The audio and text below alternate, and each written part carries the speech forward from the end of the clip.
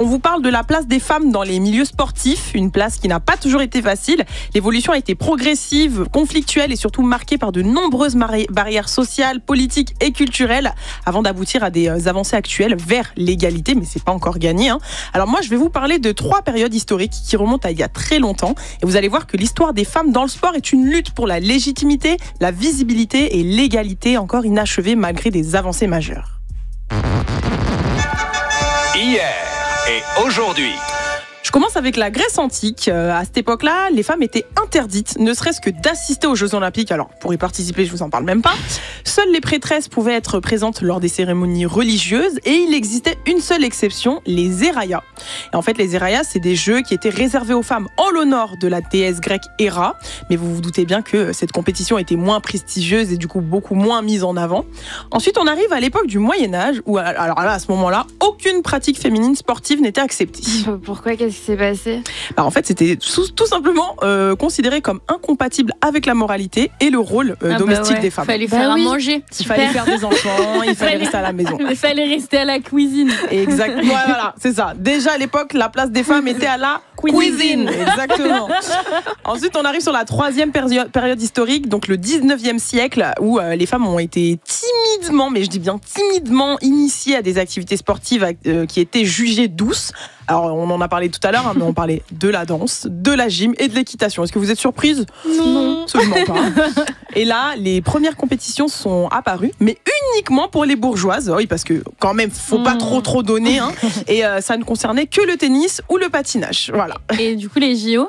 Alors, les JO qui existaient déjà depuis longtemps, c'est pareil. Les femmes étaient exclues jusqu'à l'année 1900, où à cette époque-là, 22 femmes ont participé aux Jeux Olympiques de Paris dans les catégories golf et tennis. Encore une fois, un truc de bourgeois. Et c'était la première fois. Non, mais à l'époque. Rich money mais encore aujourd'hui, c'est super cher. J'ai l'impression que tout ce que tu dis, c'est aujourd'hui. Ouais, clairement. C'était vraiment. Ouais, c'est vrai. C'était pour une certaine classe. Comme l'équitation, les trucs comme ça. Exactement. L'escrime. Qui fait de l'escrime? Vous avez déjà connu quelqu'un qui fait de l'escrime? Sors-moi ton fleuret. On dit fleuret? Oui, c'est un fleuret. Non, mais ça dépend. Genre, si c'est un tout petit. Genre, si c'est un truc super fin, c'est un fleuret. T'es grave calé en escrime. En primaire, j'ai fait de l'escrime. Non, mais ça se voit, c'est une bourgeoise. En tout cas, je savais pas du tout, tu vois. Et en tout cas, en 1900, 22 femmes qui font catégorie golf et tennis, c'était la première fois. Et d'autant plus que c'était la première fois que des femmes y étaient admises. Et 21 ans plus tard, en 1921, il y a une figure pionnière du sport féminin qui a changé la donne. Florence, tu voulais nous en parler? Oui, c'est Alice Milia. Je sais pas si son nom vous dit un truc, mais c'est une féministe qui s'est battue pour les droits des femmes dans le sport et qu'encore une fois, l'histoire a oublié au détriment de figures comme Pierre de Coubertin, alors que, spoiler alert, il était un peu mascu sur les bords. Un peu beaucoup. Pour être sympa. Mais bon, donc d'ailleurs, c'est lui qui a interdit les femmes aux Jeux Olympiques. C'est ça, mais je vais vous expliquer, t'inquiète, c'est waouh. D'accord. Mais du coup, Alice Milia, c'est une Nantaise qui est née en 1884. Elle kiffe le sport et quand elle part vivre en Angleterre, du coup, avec son mari, elle se rend compte qu'ils sont un peu plus avant-gardistes qu'en France. Alors, au lieu de faire du cerceau comme toutes les autres femmes, elle tente le hockey, le foot et ça devient une championne d'aviron. Mais malheureusement, en fait, elle devient aussi orpheline et veuve dans la foulée. Waouh. Et ça lui empêche pas de vouloir continuer le sport quand elle rentre en France alors? Ah non, mais en plus elle se dit c'est le moment parce que c'est la Première Guerre mondiale, tous les hommes sont au front et les stades du coup sont désertés, donc c'est vraiment le moment. Du coup elle rejoint un club qui à la base en fait propose évidemment de la gymnastique, mais du coup elle va réussir à l'ouvrir à d'autres sports réputés comme étant virils comme l'athlétisme, le basket ou encore le rugby. Et ça va suffire pour que les hommes se mettent à la détester et s'opposer à elle. Il y a même fou quand même. Ah ouais. Crazy. Non, mais juste tu fais du sport, je te déteste. C'est une dingue. Donc bon, après, il y a même des médecins de l'époque qui faisaient peur aux femmes en fait en leur disant que le sport c'était trop violent, que ça pouvait les tuer ou pire, les rendre stériles. Mais de toute façon, elle ne servait qu'à ça. Qu'à faire des bébés. Et justement. Et la cuisine. Alice Milia, elle l'a compris, donc elle a essayé de mettre en place une stratégie en donnant des discours natalistes, en disant que non, le sport féminin, ça pouvait donner des beaux bébés. Mais bon, ça n'a pas fonctionné, donc ensuite elle a compris que pour faire bouger les choses, il fallait les diriger, tout simplement. Et c'est là, du coup, qu'elle devient la première femme leader d'une fédération nationale sportive. Ouais, exactement. Okay. Et justement, elle va aller voir notre cher Pierre de Coubertin. Elle va lui dire, s'il te plaît, chérie, il faut que tu ouvres les JO aux femmes. Lui, il va refuser plusieurs fois en lui disant que c'est n'importe quoi, parce que le rôle des femmes, c'est évidemment évidemment de couronner les mâles vainqueurs.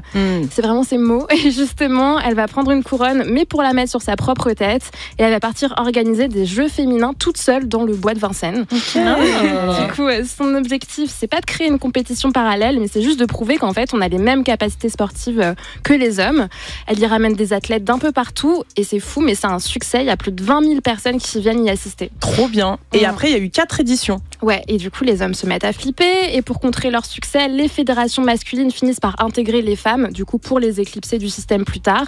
Alice Milia, ça va l'épuiser, donc elle va tout quitter. Et ce qui est horrible, en fait, c'est qu'elle va finir par mourir dans l'anonymat total des années plus tard, à tel point que même sa tombe ne porte pas son nom. Ah ouais, t'es sérieuse? Je trouvais ça complètement horrible. Genre, il y a quoi dessus?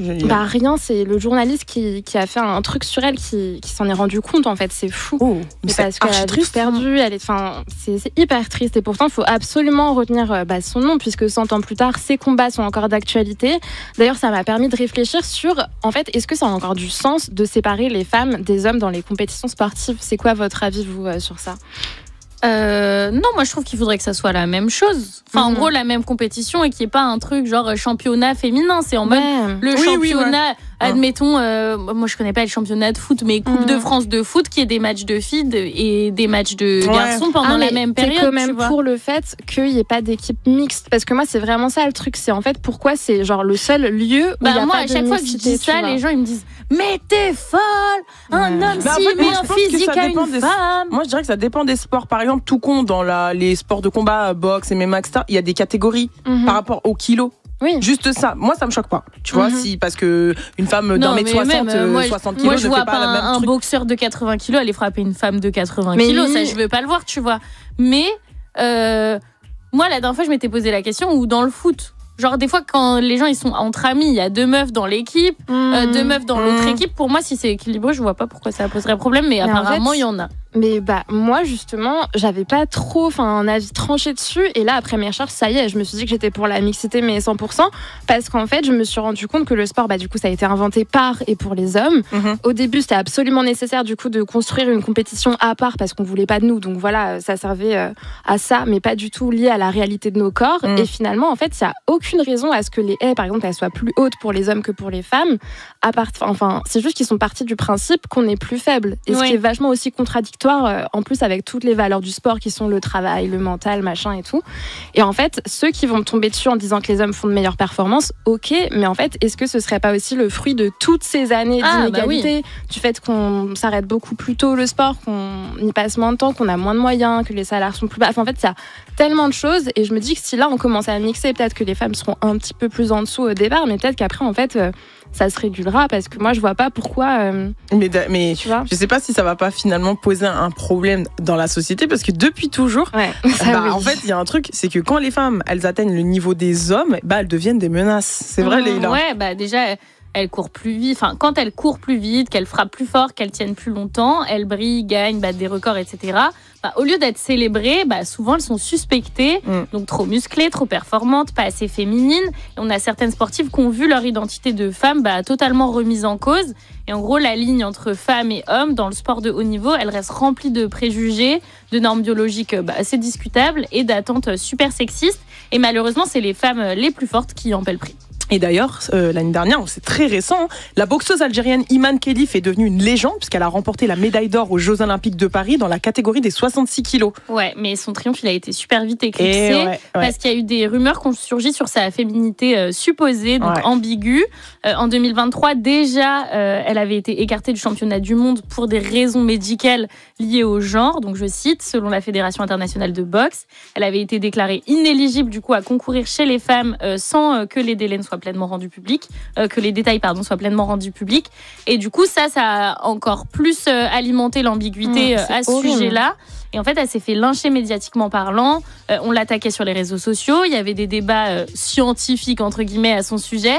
Et ça montre en fait l'obsession de faire entrer les femmes dans les normes. C'est pas Elon Musk qui avait ouvert sa bouche? Elon Musk, J.K. Rowling. aussi. Il y avait aussi plein de remarques racistes, parce qu'en gros, elle avait gagné contre une Italienne qui avait été la première à dire « elle m'a frappé comme un homme ». Ouais.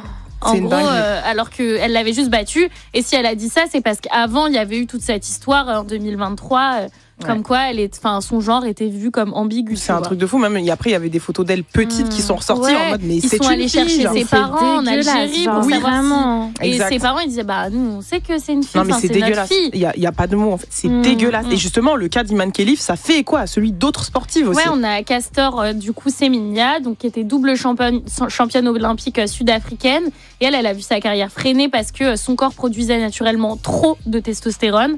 On a Dutee Chand, donc elle c'était une sprinteuse indienne qui a été exclue pour les mêmes raisons. On a Christine Boba et Béatrice Masilingi, donc 2 Namibiennes qui ont, elles, été interdites de courir sur certaines distances au JO de Tokyo à cause de leur profil hormonaux. Pareil. Et ce qui est ouf, c'est que leurs performances, qui sont quand même exceptionnelles, n'ont pas été perçues comme des exploits, mais plutôt comme des anomalies à corriger. C'est fou parce que en fait, on tolère les morphologies hors normes, entre guillemets, chez les hommes, mais on veut corriger celles des femmes. Donc du coup, on impose à certaines femmes de modifier leur corps, leurs hormones, voire leur identité, pour rester dans la case qui leur est assignée. Ouais, grave. Et même, tu vois, ce contrôle du corps féminin, il est profondément racialisé, on va pas se mentir. Mais bien sûr, la majorité des athlètes qui sont ciblés par ces accusations-là, c'est soit des femmes noires, soit des femmes non blanches. Et elles sont trop puissantes, trop éloignées des standards de féminité occidentaux. Elles deviennent des figures dérangeantes. Et le cas d'Iman Khelif, ça relance aussi un débat crucial sur qui fixe les normes dans le sport, enfin les normes de genre, dans le sport, et qui décide aussi du seuil acceptable d'hormones, de force et de volume musculaire. Mais c'est ça que j'allais dire tout à l'heure. Mais qui décide de la normalité du corps, surtout, alors si vous voulez m'écouter, je fais un podcast sur ça, sur Dis-nous, mais il est génial. Que la norme hormonale, etc., elle dépend des pays, parce que selon d'où tu viens sur Terre et de quel continent tu viens, ton environnement, ça fait que tu produis pas les mêmes hormones donc du coup on se fie sur quoi? Non mais c'est trop intéressant. Non mais ça c'est la norme occidentale en réalité. Oui, voilà, c'est toujours pareil, c'est toujours la norme occidentale blanche qui fait qu'une femme doit faire, je sais pas, 1m65 max, 60 kilos. Oui, que c'est la moyenne, alors que ça dépend du pays, ça dépend de tout. Exactement. 19h40, on est en direct de La Pluie et le Beau Temps, l'hebdo qui débriefe l'actu, culture et société. Place à Neuroco sur ce premier sujet du jour. Les recos de la pluie et le beau temps. Léla, toi, tu voulais nous parler d'un documentaire. Ouais, c'est Sportive trop puissante, c'est sur Arte. Et en gros, ça met en lumière le cas de plusieurs sportives qui ont été accusées d'être des hommes, dont des sportives dont j'ai parlé tout à l'heure.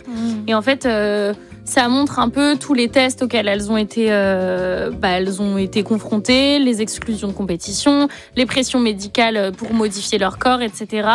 Et c'est super intéressant, et un peu choquant à regarder. Genre, tu te dis, c'est horrible d'avoir à prouver. Enfin, comment tu prouves que t'es vraiment né une femme? Enfin, à part, j'ai mon certificat de naissance, tu vois, c'est tout. Mais c'est même pas normal en fait d'en avoir, et de d'avoir se en dire arriver là. En fait, on s'en fout. Ouais. Mais oui, en fait, et surtout, c'est des étrangères, donc ça veut dire qu'on va dans leur pays d'origine, on va voir les médecins qui ont fait accoucher leur mère. Non, c'est trop. Ça va trop loin. Franchement, moi, ça me dépasse. Ça me dépasse. Flo, c'est quoi toi ta reco? Moi, c'est plus joyeux. Non, mais parce que c'est pas aujourd'hui. Beaucoup plus joyeux. En vrai, oui, pas du tout. Pourquoi je dis ça? Bon, comme c'est la journée mondiale de la danse aussi. Moi, je voulais parler d'un de mes films préférés sur la danse classique et Black Swan. Je l'ai vu. Tout le monde l'a vu, il est exceptionnel. Mais oui, mais je sais pas si tout le monde l'a vu. J'espère pas, parce que j'espère pour vous que vous pourrez le voir. Du coup, moi, ça a été vraiment ma première claque au cinéma quand j'avais 12 ans, et aujourd'hui, il continue de me fasciner. Et c'est un thriller psychologique, en gros, sur la rivalité dans le sport, là, la danse en l'occurrence, et la frontière entre la folie et le désir de perfection. Et du coup, c'est vraiment sublime. Mais même visuellement, même les scènes sur scène et tout, c'est magnifique. Il y a un opéra. Oui, c'est le lac des Cygnes. Oui, c'est tiré du lac des Cygnes, mais je crois, si je te dis pas de bêtises, c'est un spectacle Black Swan carrément. Ils ont adapté Black Swan, genre. Ouais, à voir. Mais parce que moi, du coup, ça m'a aussi fait m'intéresser à ça, à l'opéra, et j'étais jamais allée en voir, et je suis allée voir le lac des Cygnes. Ça m'a aussi mené à d'autres trucs. Enfin, je trouvais ça fou. Magnifique. Non, ouais, t'as raison. Et moi, je te suis aussi sur une reco film, mais du coup sur la danse classique et le hip-hop. Et c'est aussi le tout premier film que moi j'ai vu, film de danse quand j'étais petite. C'est un classique, Save the Last Dance. Vous l'avez déjà vu? Moi, quand j'étais petite, il me cringeait trop. Je sais pas pourquoi. Ah ouais? Je te jure. Bizarre. Mais pourtant, il est trop bien ce film. L'actrice, elle me cringeait. Ah, je capte. Enfin, Ouais, bah alors je vous Elle explique. a des expressions du visage qui me choquaient. Je vous explique, c'est l'histoire de Sarah. En fait, Sarah, c'est une jeune fille qui est blanche. Elle est passionnée de danse classique, elle est forte.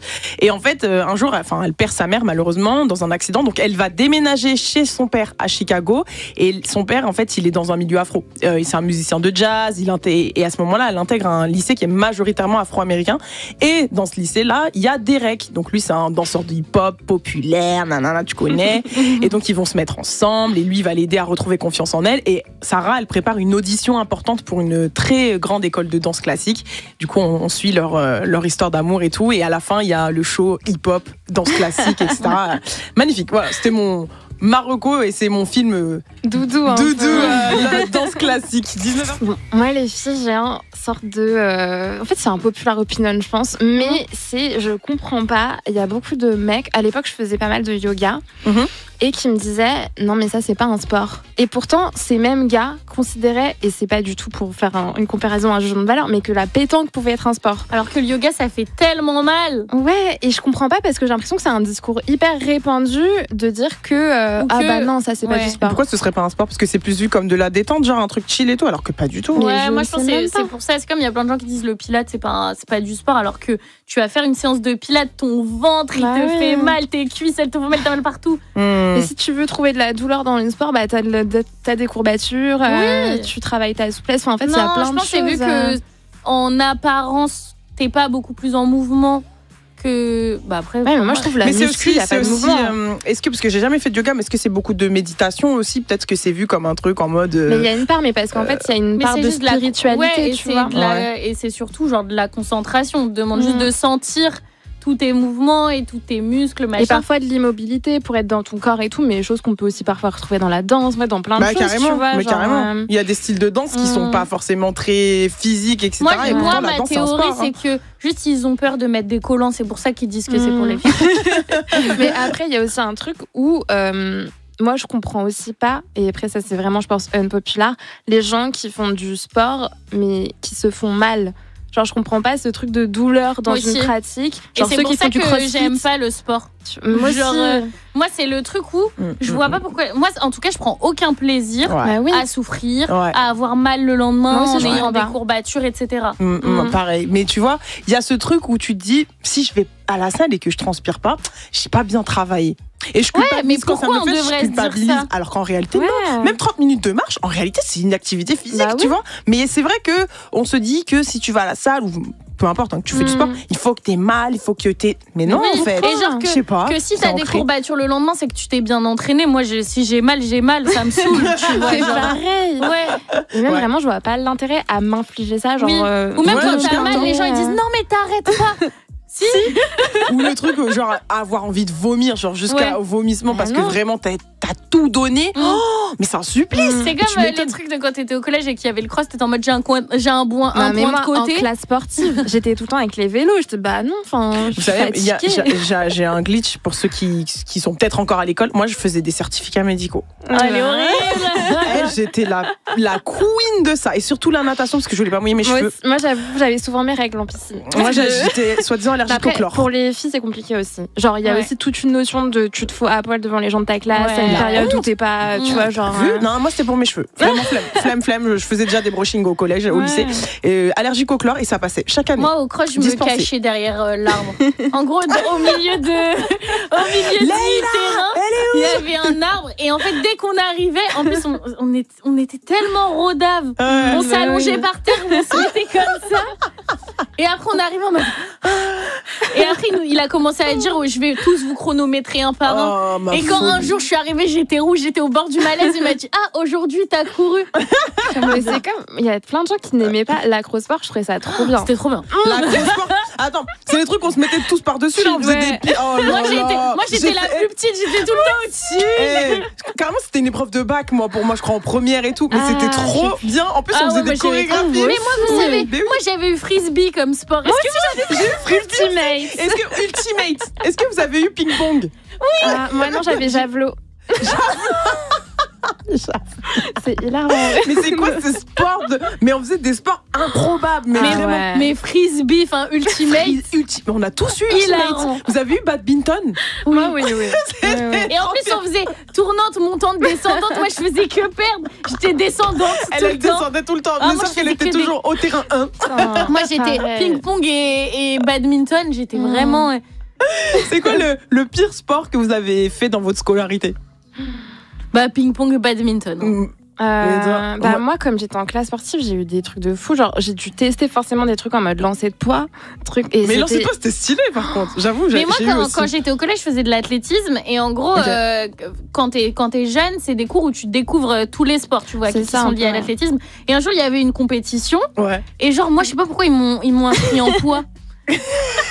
Et quand moi, j'ai jeté mon poids et il a vraiment atterri à mes pieds, et que la dame qui prenait les notes, elle m'a même pas dit un mot, elle a dit Elle a vraiment dit. Je l'imagine, tu sais, comme la meuf qui fait et le truc qui tombe là. Non, mais genre, tu vois, en plus, t'apprends les mouvements et tout. Le poids, il doit être posé là, comme ça. Ouais. Mais moi, ça m'avait cassé le poids. Tu tournes là, comme ça. Mais non. Moi, mon pire sport, c'était le truc où tu dois sauter là sur les. Vous voyez, les trucs comme les chevaux dans l'équitation là. Les haies? Les haies là.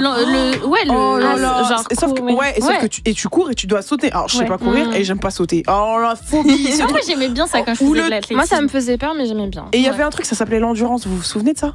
Oui, c'était dur, mais là, quelle horreur. Mais ça, mais carrément, des fois, je me disais, mais comment je peux dire, je suis malade, je vais pas à l'école aujourd'hui et tout. Non, tout ce qui est lié au cardio, je suis pas dans ça. Je suis pas dans ça. Et là, toi, t'as une unpopular opinion aussi. Ouais, moi, c'est un peu, vu qu'on parlait des tenues et tout dans le sport et notamment du voile.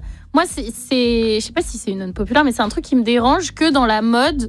On utilise le foulard pour se couvrir les cheveux, mais tu sais, à des fins swag. Ouais, genre, quand c'est Billie Eilish qui porte ça, c'est en mode c'est ok, c'est super beau avec des lunettes de soleil, avec un gros rouge à lèvres et tout. Ouais, mais quand tu sais que la plupart des meufs qui se promènent dehors et qui ont un foulard sur la tête, elles ont des problèmes, moi, ça. Je sais pas, ça me pose problème. Genre que ça soit qu'on interdise à des meufs d'accompagner leurs enfants à des sorties parce qu'elles ont un foulard sur la tête, qu'on leur interdise des compétitions, qu'on leur interdise des compétitions sportives, etc. et que ça pose problème et que quand c'est un carré de soie Hermès qui coûte 400 milliards d'euros, on soit en mode ok c'est trop joli. En fait, ça me dérange. Moi, je me remets en question parce que du coup, j'ai déjà fait. C'est la grâce qui vit de Move. Mais ouais, j'y pensais pas forcément. Mais j'étais quand même consciente du truc de, évidemment, ce genre de foulard, ça passe et pas d'autres.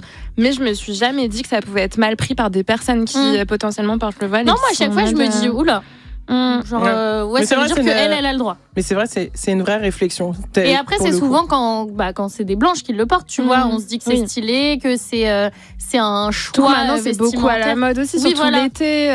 Mais c'est le style un peu pin-up, un peu à l'ancienne et tout. Et ça, c'est là depuis de très nombreuses années. Et après, moi, ce que je dis, je dis pas qu'il faut arrêter d'en porter. Je dis juste que. Mais il faut y réfléchir en tout cas. Il faut savoir. Au pire, venez, tout le monde met ce qu'il veut sur sa tête. Carrément. C'est ça le fond du problème. Exactement. Tu vois.